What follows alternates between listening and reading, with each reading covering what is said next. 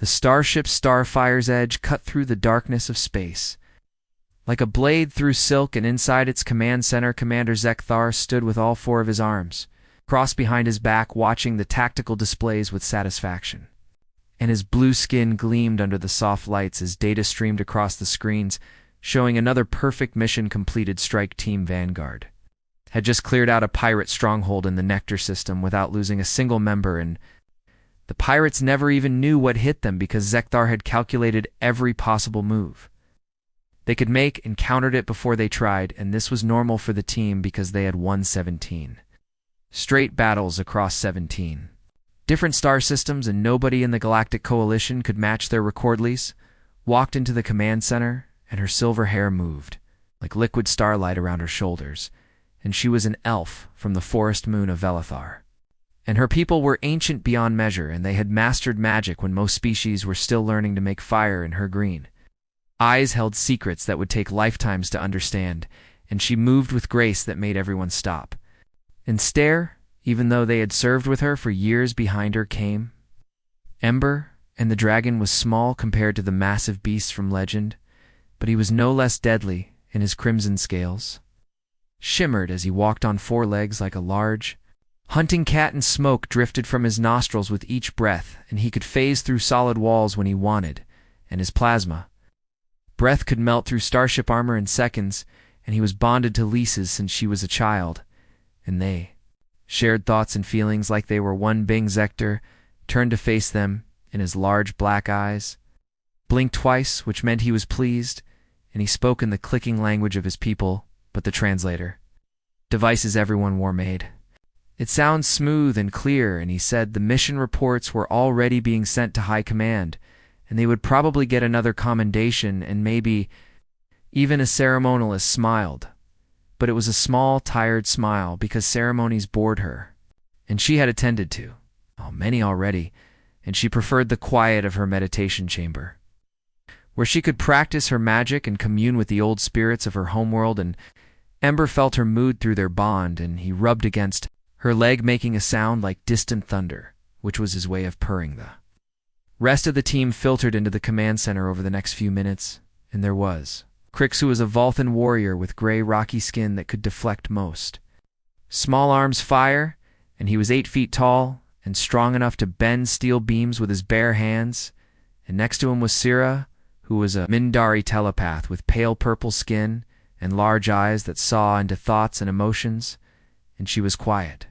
most of the time, but in combat she could predict enemy movements by reading their intentions. Then came Blake and Nora,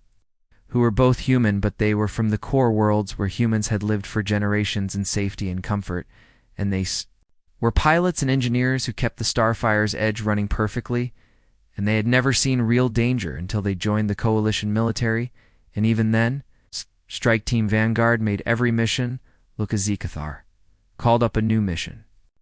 briefing on the main screen, and everyone gathered around to look, and the image showed a mining colony on the edge of known space, and it was called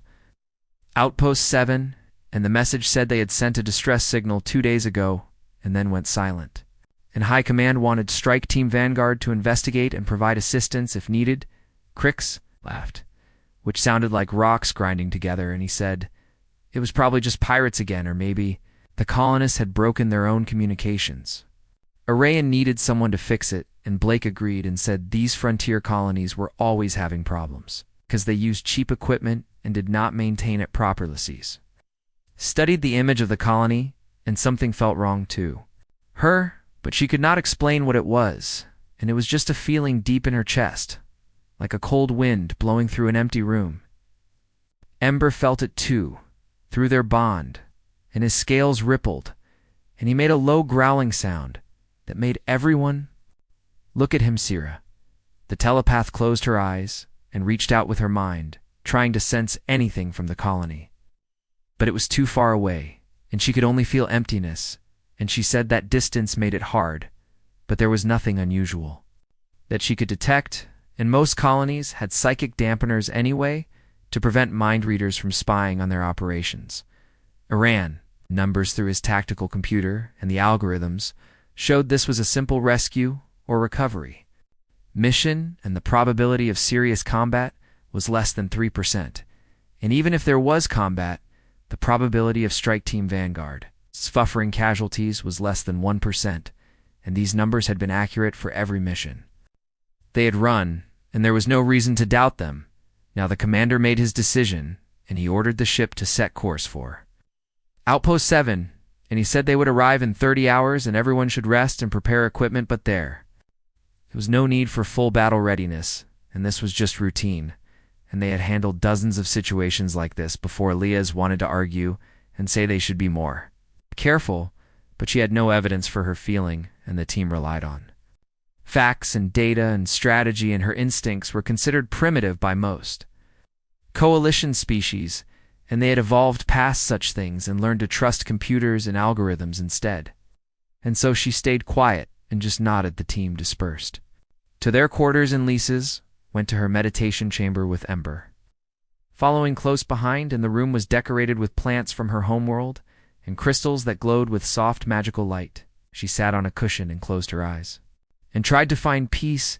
but the uneasy feeling would not leave her. Ember, curled up beside her, had rested his head on her lap, and she stroked his scales gently and whispered to him in the ancient language of her people, and she told him that something was wrong with this mission, and she could feel it like a shadow on her heart, and Ember rumbled in agreement, because he trusted her instincts even when no one else did. She tried to use her magic to see the future, but the visions were cloudy and unclear, and all she could see was fire and darkness, and something moving in the shadows, and something that was hungry and endless and coming closer. And then the vision broke apart, and she gasped and opened her eyes, and her hands were shaking. Ember stood up, alert and ready, and his eyes glowed like hot coals, and he asked through their bond if they should warn the others, and Lisa's considered it. But what would she say in that she had a bad feeling, and that her magic showed her unclear visions? And Zekthar would just say the algorithms accounted for all variables in the team. Would think she was being overly cautious. The next 30 hours passed slowly, and the Starfire's edge traveled through hyperspace, and the crew went about their normal routines, and Crix practiced in the training room, and Sierra meditated to keep her telepathic abilities sharp, and Blake and Nora ran diagnostics on all the ship's systems and found everything working perfectly. Carr spent most of his time in his office running simulations and updating his tactical database, and he reviewed footage from their last 17 missions looking for any patterns or mistakes, and he found none, because the team was perfect, and they had turned warfare into a science, and there was no enemy that could stand against them when they fought together. Lise tried to train, but she could not focus, and her magic felt sluggish and unresponsive. And even the simplest spells took more effort than they should, and Ember watched her with concern, and he suggested they should rest, but she could not sleep, and every time she closed her eyes, she saw that vision of fire and darkness and hunger. Finally, the ship dropped out of hyperspace near Outpost 7, and alarms immediately started blaring, and the sensors showed the colony was badly damaged, and there were fires burning in several sectors, and the communications array was completely destroyed, and there were no life signs on the scanners, but that could just mean the colonists were in shielded area. Shether called everyone to the command center, and his tactical computer was already working and processing the data and calculating the best approach, and he said they would land near the main complex and do a sweep of the colony on foot, and standard rescue protocols would apply, and everyone should bring medical supplies and emergency rations. Blake brought the ship down carefully, and the landing was smooth despite the debris scattered around the landing pad, and through the viewports they could see the colony was a mess, and buildings were collapsed and walls were torn open, and there was a strange organic substance covering some of the structures like dried slime. The team gathered in the airlock and checked their equipment, and Crix had his heavy plasma rifle, and Sierra had her sidearm and scanning device, and Blake and Nora stayed on the ship to monitor systems and provide air support if needed, and Lisa's wore her light armor and carried only a small blade because her magic was her real weapon, and Ember needed no equipment because he was a weapon himself. Sikar gave the order, and the airlock opened, and the team stepped out onto the surface of Outpost 7, and the air smelled wrong, and it was thick and sweet like rotting fruit, and there was smoke drifting across the ground, making it hard to see very far, and the colony was silent except for the wind and the crackling of. The team moved through the ruined colony in formation with Zekthar in the center, calling out coordinates and tactical positions, and Crix took point because his thick skin could handle most attacks, and Syrah walked beside the commander scanning for mines and life signs, but her device kept giving strange readings that made no sense. Lise and Ember brought up the rear, and she had her hands ready to cast defensive spells at any moment, and the dragon moved silently despite his size, and his eyes glowed as he searched the shadows, and the strange organic slime was everywhere now, and it covered the walls and ground, and it pulsed slightly like it was breathing. They found the first bodies near the central plaza, and they were colonists. But something had torn them apart, and the strange slime covered most of the remains, and Syrah quickly looked away and covered her mouth, and even Crix, who had seen many battles, looked disturbed, and Zekthar scanned the bodies with his device, and the readings made him pause. The organic matter was not from any known species in the Coalition database, and the genetic markers suggested something very old and very dangerous, and his tactical computer started running through historical records. And then it found a match, and Zekthar felt all four of his hearts skip a beat because the match was impossible. Said they needed to leave immediately, and his voice had an edge of fear that none of them had ever heard before, and he explained that the genetic markers matched the Kreshtak swarm. They were a hive mind species that the Coalition had fought in the Third Frontier War decades ago, and everyone thought they were extinct because the Coalition had burned their hive worlds down to bedrock. Crix asked how they could be here if they were extinct, and Zekthar said he did not know, but they needed to get back to the ship right now and call for reinforcements because Strike Team Vanguard was not equipped to fight a swarm.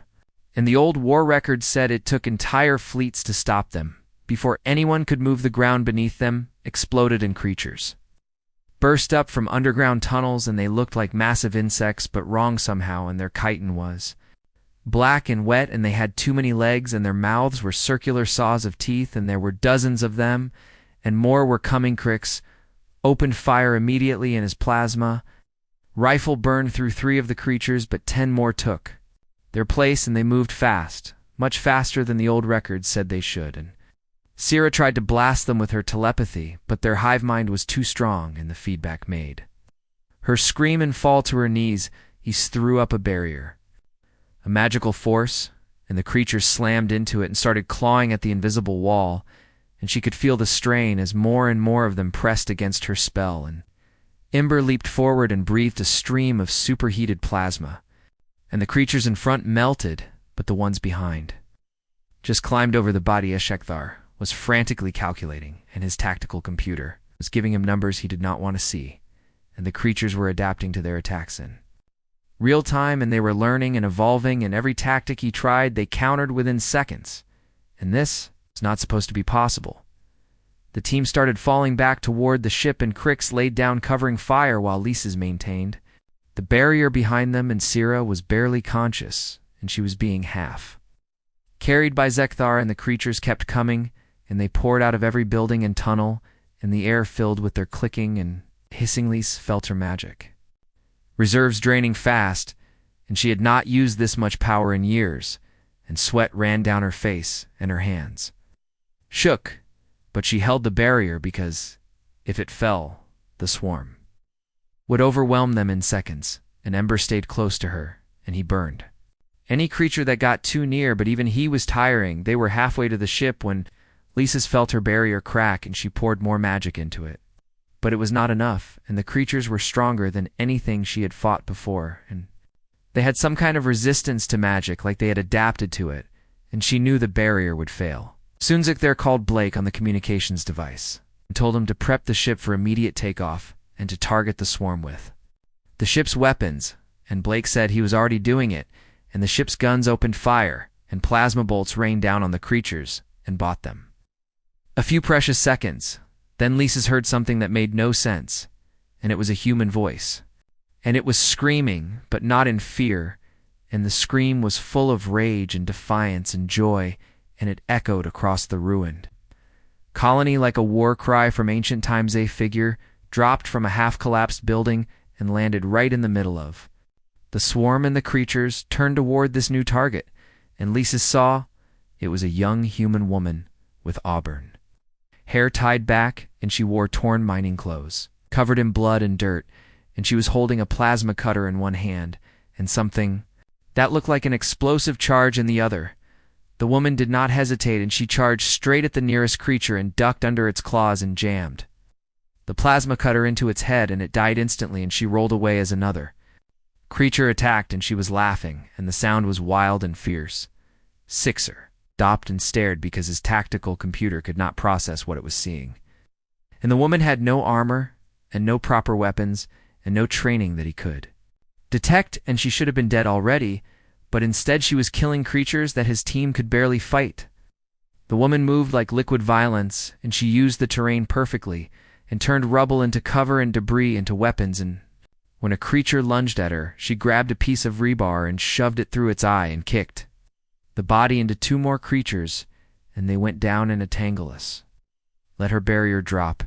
and redirected her magic to support this strange human. And she sent a pulse of energy that made the woman move faster and hit harder, and the human looked back and grinned, and her teeth were red with blood, and she shouted thanks, and went back to fighting. Ember made a sound of approval, and he launched himself at the swarm, and suddenly the dragon was fighting alongside the human woman, and they moved together like they had trained for years. And Ember would breathe fire, and the woman would charge through the flames untouched and strike at the confused creatures. The woman pulled something from her belt, and Lisa's recognized it as a mining charge, and the kind miners used to blast through rock, and the woman armed it and threw it into a tunnel entrance where more creatures were emerging. And the explosion collapsed the tunnel and buried dozens of them. Crix recovered from his shock and started firing, again with renewed energy, and the combination of the woman's chaos and the team's precision created openings that had not existed before, and slowly they started pushing back toward the ship. A massive creature burst from the ground between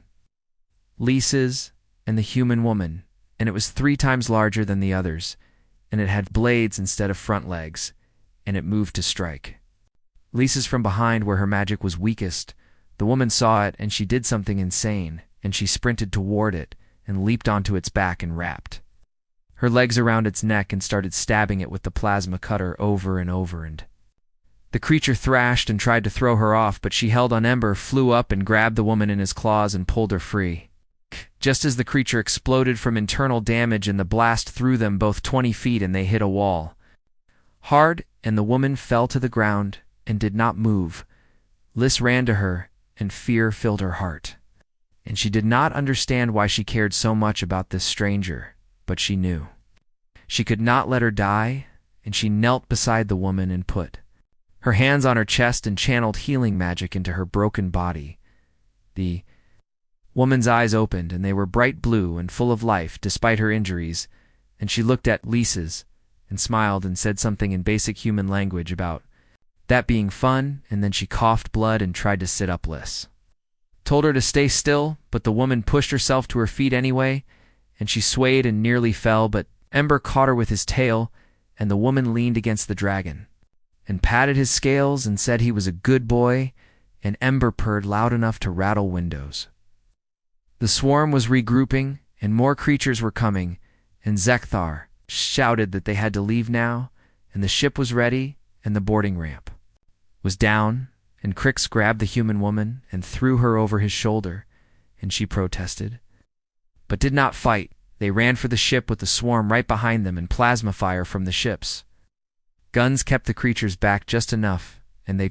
reached the ramp, and Crix carried the woman inside, and Lisa's and Ember were right behind, and Zekthar came last, and the ramp closed, and Blake launched the ship immediately. The Starfire's edge rose into the sky, and the swarm tried to follow, but they could not fly, and the ship gained altitude and then broke atmosphere, and the colony disappeared below them. And for several moments, no one spoke, because they were all trying to process what had just happened. The human woman finally passed out from blood loss and exhaustion, and Crix carried her to the medical bay, and Lisa's followed,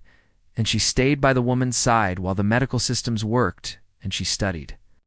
this strange, fierce creature who had saved them. All Syrah recovered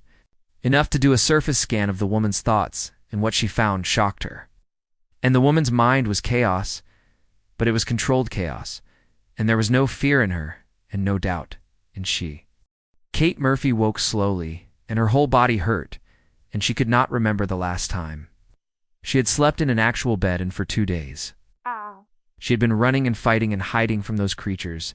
and she had watched everyone she knew die. And she thought she would die too, but then that strange team had shown up. She opened her eyes and saw white ceiling panels and medical equipment, and her first thought was that she was still in the colony medical center. But then she remembered. The colony was destroyed, and she sat up fast, and pain shot through her ribs, and she gasped, told her to lie back down, and Kate turned her head, saw the most beautiful woman she had ever seen, and the woman had silver hair that seemed to glow and green eyes that looked ancient and wise, and her ears were pointed like those elves from old stories. The elf woman introduced herself as Lisa's and explained that Kate was on the Starfire's edge, and they had escaped the colony, and Kate was safe now, and the medical systems had healed most of her injuries, but she needed rest. Kate tried to speak, but her throat was dry, and Lisa's handed her water, and Kate drank it fast, and then asked about the creatures and if they were still following. And Lisa said no, and the ship was in deep space, and they were heading to the nearest coalition fleet. Besat the foot of the bed something moved, and Kate jumped, and then saw it was a dragon, and a small red dragon with scales like rubies, and he was watching her with intelligent eyes, and Lisa's said his name was Ember, and he was her bonded companion, and he had helped save Kate during the battle. Kate reached out slowly, and Ember sniffed her hand, and then pressed his head against her palm, and made that purring thunder sound, and Kate laughed because she was petting an actual dragon, and this was insane and wonderful, and she must have hit her head harder than she thought. Lee smiled, and it transformed her face from merely beautiful to something that made Kate's heart skip, and the elf woman said Ember liked Kate, and that was rare because her dragon was very selective about who he trusted, and Kate said she liked him too, and scratched under his chin, and his purring got louder over the next hour. Other team members came to the medical bay to meet Kate, and first was Commander Zekthar, and his forearms and blue skin startled Kate, but she tried not to show it, and he asked her many questions about the attack and how long she had survived alone and what tactics she had used. Kate explained that she did not really have tactics, and when the creatures first attacked, she had been deep in the mines checking equipment, and by the time she got to the surface, everyone was dead or dying, and she grabbed whatever weapons she could find and just started fighting and hiding and fighting. Genzithar looked confused, and he asked how she decided where to move and when to attack, and Kate said she just felt it and went with her gut and did whatever seemed right in the moment, and the commander's face showed he did not understand this. Ed Alcrix came next, and the huge stone warrior said Kate fought well for someone so small, and he asked what military training she had, and Kate laughed and said none, and she was just a mining engineer, and she knew how to use plasma cutters and explosives for work, but never thought she would use them on living things. Syrah the telepath visited briefly, and she looked at Kate with sad eyes and said she was sorry for scanning Kate's mind without permission earlier, and Kate said it was fine and asked what Syrah had seen, and the telepath said she had seen courage and determination and a refusal to give up that was almost frightening in its intensity. Blake and Nora came together, and they were both human and from the core worlds, and they seemed uncomfortable around Kate, and she realized they probably had never met someone from the frontier colonies, and they thought of her as primitive and rough. Blake asked Kate why she had not evacuated when the colony was first attacked, and Kate said there was no time, and the creatures came from underground and took everyone by surprise, and the evacuation ships were destroyed. In the first 5 minutes, Nora asked if Kate had family in the colony, and Kate said yes, and her parents and younger brother had all died in the initial attack, and she had found their bodies in the residential sector. And for a moment, Kate's voice broke, but then she controlled it and said she made sure the creatures paid for it. After everyone left, Lisa's stayed, and she sat beside Kate's bed, and they talked, and Kate learned that Lisa's was over 200 years old, and her people lived for centuries, and they had mastered magic that could reshape reality, and Lisa's had been fighting for the Coalition for 50 years. Kate told Lisa's about growing up on frontier worlds and how humans from Earth had spread across the galaxy and most lived in safe core worlds, but some chose the frontier where life was hard and dangerous, and you had to be tough to survive. Les asked why Kate had laughed during the battle, and Kate thought about it and said she did not know exactly, and maybe it was because she was still alive when she should have been dead, and maybe it was because fighting felt good after hiding for so long, and maybe she was just a little crazy. The elf woman said Kate was not crazy, and she was remarkable, and Lisa's had never met anyone like her, and Kate felt her face get hot, and she said Lisa's was pretty remarkable herself, and the way she used magic was amazing. Amazing Ember climbed fully onto the bed and curled up between them, and he rested his head on Kate's lap and his tail wrapped around Lisa's arm, and both women stroked his scales, and Kate felt a strange connection forming, and not just with the dragon, but with his elf companion. Tuskthar called a meeting in the command center, and Kate was cleared to attend. And she walked there with Lisa's and Ember, and she felt weak, but refused to show it. And when they arrived, the whole team was gathered around the main display. The commander explained that he had sent his report to High Command, and their response had just come back, and the news was bad, and the Kreshtak swarm had awakened in multiple systems, and they were using networks of underground tunnels, and they had been waiting and evolving for decades. The swarm had adapted specifically to counter coalition tactics, and they had consumed enough soldiers to learn how the coalition fought and thought and predicted, and Zekthar's algorithms were useless against an enemy that knew all his tricks. High Command was mobilizing the fleet, but intelligence suggested the swarm had a central hive ship coordinating everything, and if that ship was destroyed, the swarm would collapse and lose cohesion and strike team. Vanguard was being ordered to lead a mission to destroy it. Seekthar displayed the probability calculations, and they were terrible, and success probability was only 18%, and survival probability was less than 5%. And these were the worst numbers the team had ever seen, and for the first time in their history they might actually fail. Crick said they should request backup, and Syrah agreed, and Blake suggested waiting for the main fleet to arrive, but Zekthar said there was no time, and the hive ship would begin coordinating a full-scale invasion within 48 hours, and millions would die if they waited. Kate spoke up, and everyone turned to look at her, and she said she would help, and she had fought the swarm before and survived, and maybe she could do it again. And Zekthar started to say civilians could not join military operations, but Lisa's interrupted. The elf woman stood, and her voice was firm, and she said Kate had saved all their lives, and she had fought the swarm longer than any of them, and she understood the enemy in ways the team did not, and they needed every advantage they could get. Crick supported Lisa's and said Kate fought well and had good instincts, and Syrah said Kate's mind was strong, and the swarm's telepathy had not affected her at all, and slowly the others agreed, except Blake and Nora, who still looked doubtful. Sector ran new calculations with Kate included, and the numbers improved slightly, but not much, and he said the real problem is that the swarm knew how the coalition fought, and they needed something unpredictable, and something the swarm had never encountered. Kate said she could be unpredictable, and she had been doing it all her life, and Zekthar said he would need to understand her combat style to integrate it into his tactical plans, and Kate said she did not have a style, and she just reacted and adapted, and did what felt right. This frustrated the commander because he could not calculate instinct, and he could not predict gut feelings, and his whole system was based on logic and analysis, and Kate represented everything his methods could not account for. Liz saw the problem clearly, and she said perhaps that was exactly what they needed, and an enemy that could counter logic could not counter chaos, and Kate was pure controlled chaos. And maybe instead of fighting against that, they should embrace. Akreed and he had moved to sit beside Kate, and he clearly considered her part of his bonded family now, and when a dragon made such a choice, it meant something, and Lisa's trusted her companion's judgment completely. The team spent the next day preparing, and Kate was given proper equipment, including light armor and better weapons, though she insisted on keeping a plasma cutter because she was comfortable with it, and Lisa's worked with her on basic tactics, though Kate struggled with following plans. What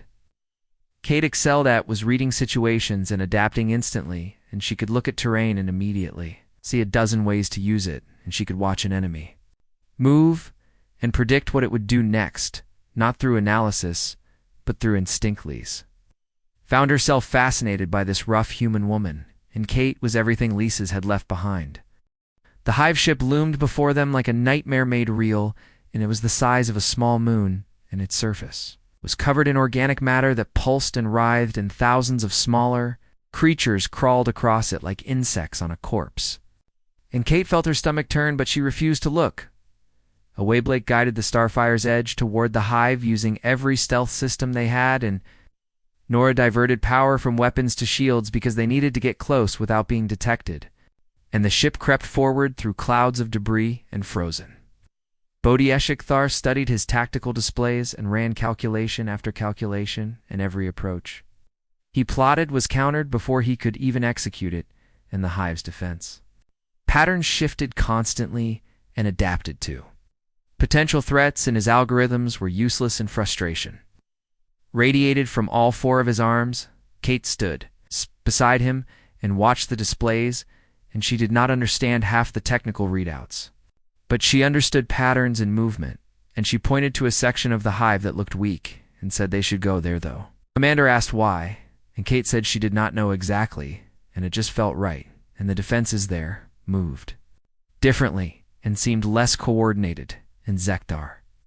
ran an analysis and discovered Kate was right, and there was a gap in the pattern Lise touched. Kate's shoulder and asked how she knew, and Kate shrugged and said she used to play a game as a kid, where she had to find weak points in mining tunnels, and this felt similar, and Lisa smiled because Kate's instincts were sharper than any computer. They approached the weak point and launched their boarding craft, and it was small and fast and held. The whole strike team plus Kate, and they cut through the hive's outer membrane, and it bled black ichor that hissed against the craft's hull inside. The hive was worse than Kate had imagined, and the walls were alive, and they breathed and secreted fluids, and the air was thick and hot and smelled like decay in every way. Surface was covered in that organic slime, and veins pulsed with strange light. The team moved in formation, and Crix led with his heavy weapons, and Syrah scanned ahead with her telepathy, but she gasped and clutched her head and said the hive mind was overwhelming, and there were too many thoughts, and they were all hungry and angry and focused on killing. Zakar tried to follow his tactical plan, but the corridors did not match his maps, and the hive was actively changing its internal structure and blocking their path and forcing them into ambushes, and creatures attacked from walls and ceiling, and Florley's cast protective barriers, but something in the hive disrupted her magic, and the spells flickered and failed, and she had never felt her power so weak and Ember tried to phase through walls but could not, and the hive somehow sensed his quantum signature and blocked him. Large chamber and creatures poured in from every direction, and the team formed a defensive circle and opened fire, but for every creature. They killed 3 more appeared, and Zekthar's calculations showed they would be overwhelmed in minutes. Kate watched the battle and saw something the others did not,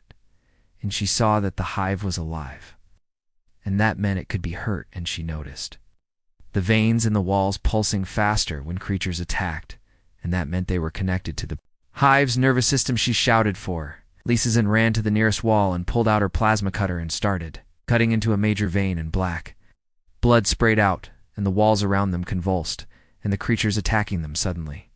became confused. Crix understood immediately, and he fired at other veins, and Syrah, despite her pain, used her telepathy to find nerve clusters and Blake threw grenades at structural weak points, and the chamber started to collapse.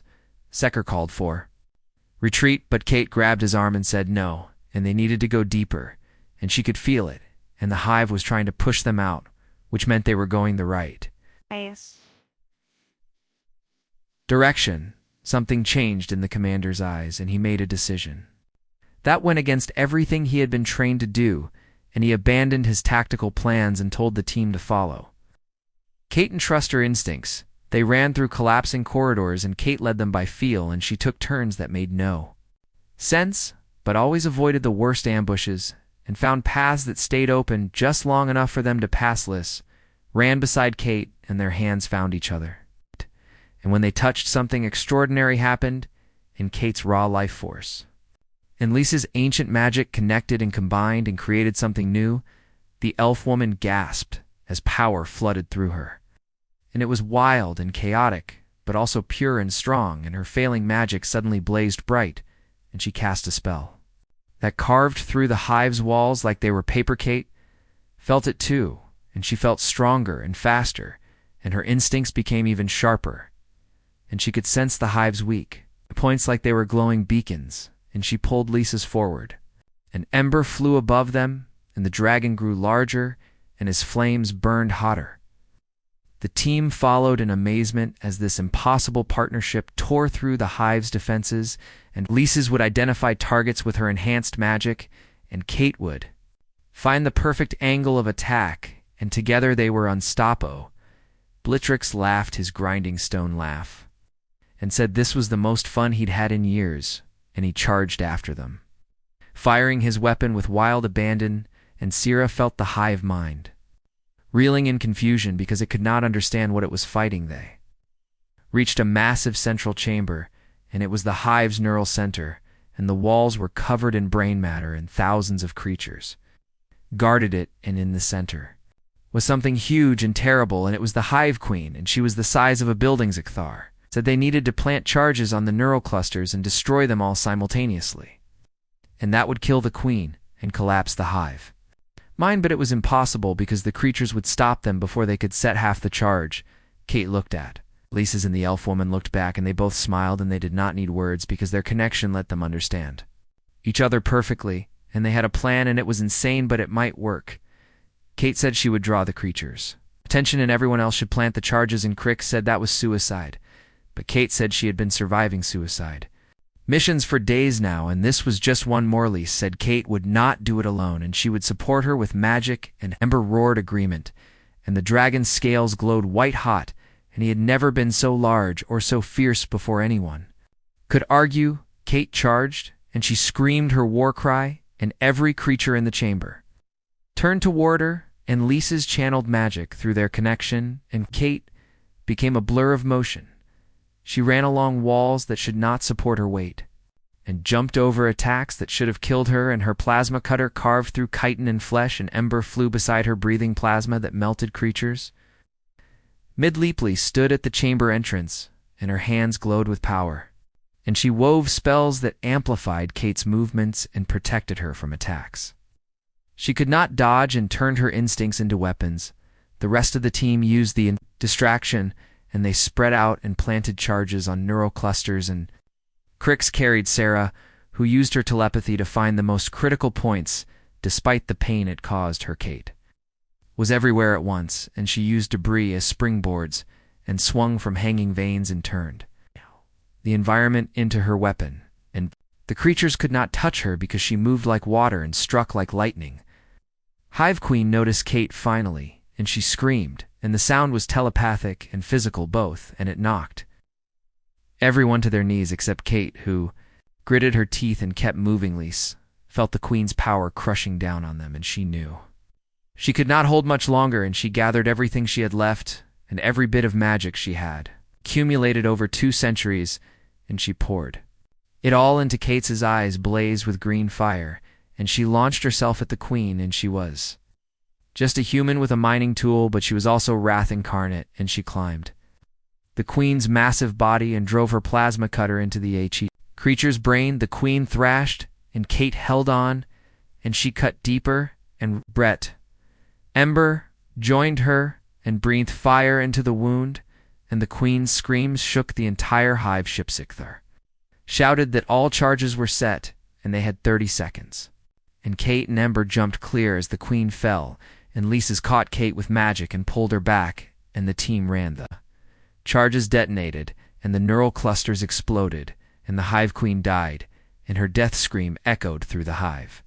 mind, and every creature stopped moving and felt they ran through collapsing corridors, and Kate was exhausted, but Lisa's held her hand and pulled her along, and Ember cleared the path, and the team made it back to their boarding craft with seconds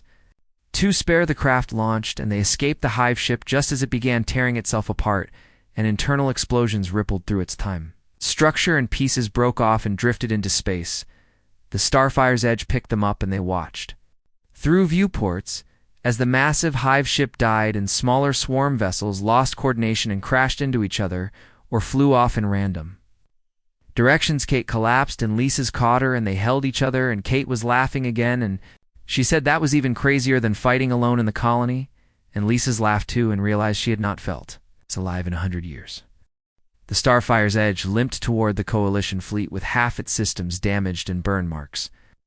Covering the hull and inside the crew was exhausted but triumphant. They had done the impossible and survived when they should not have, and the swarm invasion was collapsing without its central coordination. Kate woke in the medical bay again, and this time, Lisa's was asleep beside her in a chair, and the elf woman's hand was still holding hers, and Ember was curled at their feet, and Kate smiled because this felt right somehow, and she did not want to move and break the moment High Command contacted them, demanding a full report, and Zekthar spent 3 hours explaining what happened, and the admirals kept asking him to clarify and repeat himself because his story made no sense according to their tactical models. Commander described how Kate's instincts had led them through the hive when his algorithms failed, and how her connection with Lisa's had created a new kind of combat effectiveness, and how abandoning careful planning had been the only way to succeed. Admirals were silent for a long time. Then they said they needed to review the mission recordings, and they would get back to him, and Zekthar knew. They were disturbed because everything Strike Team Vanguard had done went against Coalition military doctrine. Blake and Nora watched the recordings too, and they saw Kate fighting with wild abandon and laughing in the face of death, and they finally understood what frontier humans were like, and why people from the core worlds called them crazy. The ship reached the fleet base, and they docked for repairs and medical teams. Came aboard to check everyone, and they were amazed that the whole team had survived, and several doctors wanted to study Kate because her injuries should have killed her, but she was already healing faster than you. Normalist stayed with Kate and refused to leave her side, and when doctors tried to separate them, Ember growled and showed his teeth, and the doctors decided it was fine if they stayed together over the next few days. The story of their mission spread through the Coalition and Strike Team. Vanguard's reputation grew even more legendary, but now for different reasons, and they were not just the team with perfect tactical precision anymore, and they were the team that had adapted and survived. The other teams started requesting Kate's advice, and they wanted to learn how she fought and how she made decisions, and Kate tried to explain, but most of them could not understand, and they wanted rules and procedures, and she only had Instinctleys watched Kate struggle to teach civilized warriors, and the elf woman understood the problem, and she said Kate could not teach what she did because it came from her nature and from growing up on death worlds, where hesitation meant death. The two women spent more time together in their connection, deepened beyond just combat, and they talked for hours about their different lives and experiences, and Kate learned about ancient elf culture and magic, and Lisa's learned about human determination and adaptability. Ember was always with them, and the dragon had fully bonded with Kate now, and he considered both women, his family, and he would curl around them when they slept, and purr contentedly, and Lisa's had never seen him so happy one. Evening, Kate asked Lisa's why she had argued so strongly to include Kate in the mission when everyone else had doubts. And the elf woman was quiet for a moment, and then said she had seen something in Kate, and something she thought her people had lost centuries. Agalise explained that elves had once been fierce and wild, and they fought with passion and instinct. But over time they had refined themselves and become civilized and elegant, and they had lost their fire in pursuit of perfection. Lisa saw Kate fighting in the colony. She saw what her ancestors must have been like, and warriors who did not calcula but simply fought with everything they had, and she wanted to remember that feeling, and Kate had helped her find it again. Kate said Lisa's was plenty fierce, and the way she fought in the hive ship was incredible, and Lisa smiled and said that was because of Kate, and their connection had awakened something in her, and she felt more alive now than she had in 100 years. They were sitting close, and their hands found each other naturally, and Ember watched them with knowing eyes. And dragons understood bonds better than anyone, and he knew what was forming between his two bonded companions. High Command finally finished reviewing the mission, and they summoned the team for a formal meeting, and everyone gathered in the briefing room, and the admirals appeared on the main screen looking serious. They said, "Strike Team Vanguard had accomplished their mission and saved countless lives, and they were receiving the Coalition's highest honor, and there would be a ceremony and medals. And Kate would be granted special status as an honorary Coalition warrior, but then the tone changed, and the admirals said they were concerned about the tactics used and the reliance on unpredictable methods and the abandonment of proper tactical protocols, and they wanted assurances it would not happen again. Zithar stood, and for the first time in his service, he disagreed with high command, and he said the old tactics had failed and would have gotten them all killed, and only by embracing chaos and instinct had they survived. He said the swarm had adapted to counter-coalition doctrine, specifically because it was too predictable and rigid, and the galaxy was changing and enemies were evolving, and the coalition needed to evolve too, or it would lose. Liz stood beside him, and she said her people had made the same mistake, and they had become so refined and civilized that they forgot how to truly fight, and Kate had reminded her what it meant to be a warrior and not just a soldier. Following protocol, Scrix and Sarah added their support, and Blake and Nora remained quiet but did not object, and the admirals looked uncomfortable and said they would take it under advisement, and the meeting ended afterward. Zekthar asked Kate formally if she would join Strike Team Vanguard permanently, and he said they needed her instincts and her chaos, and she made them better and stronger, and the whole team agreed. Kate was surprised, and she said she was just a mining engineer and not a real soldier, but Lisa's took her hand and said Kate was more than a soldier, and she was a survivor and a warrior, and someone who refused to accept that anything was impossible. High Command sent their decision, and Kate was approved to join the team on one condition, and she had to undergo formal combat training at the Coalition Military Academy, and Kate laughed when she heard this, said it sounded boring, but she would try. The training started a week later, and Kate reported to the academy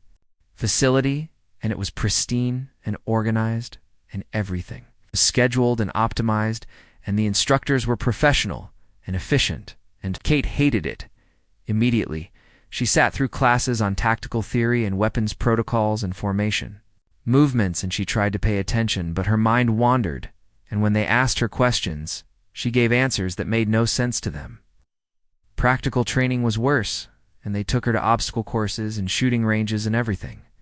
was safe and controlled, and Kate felt like she was suffocating, and after 2 days, she walked out. Les found her sitting outside looking at the sky, and Kate said she could not do it, and she could not learn to fight the way they wanted, and it felt wrong and dead. And Lisa said she understood completely. The elf woman had an idea, and she took Kate to see the commandant of the academy, and she requested permission to run an alternative training program, and the commandant was skeptical, but agreed. 2. Observers took Kate and the rest of Strike Team Vanguard to the hostile environment training zone, and it was a massive preserve that simulated dangerous worlds, and there were jungles and deserts and mountains and creatures that could kill you if you were not careful. She said this was how Kate would teach them, and not in clean facilities with safety protocols,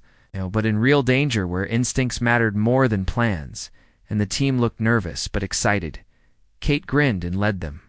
into the jungle, and within minutes they were facing simulated predators and environmental hazards, and Kate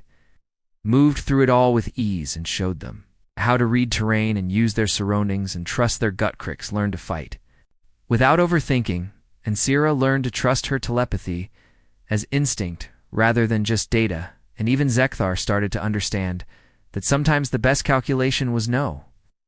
calculation. At Alice fought beside Kate, and their connection made them devastating, and they moved as one. An ember flew above them, and the dragon's joy was infectious, and soon everyone was fighting with more passion and intensity than they ever had. The academy instructors watched from observation posts, and they were shocked because this was nothing like proper training, but they could not deny that it worked, and the team was improving in ways standard training never achieved. After a week, the commandant admitted that Kate's methods were effective, and she approved the alternative program and said other teams could learn from it, and Kate became an unofficial instructor, teaching Coalition warriors how to embrace chaos. Strike Team Vanguard returned to active duty, and their next missions were different now, and they still used tactics and planning, but they also trusted instincts, and adapted quickly and fought with a fire that other teams could not. Match Kate and Lisa's grew closer with each mission, and their bond was deep and unbreakable, and everyone could see it, and Ember purred constantly and brought them gifts like small creatures he hunted and shiny objects he found.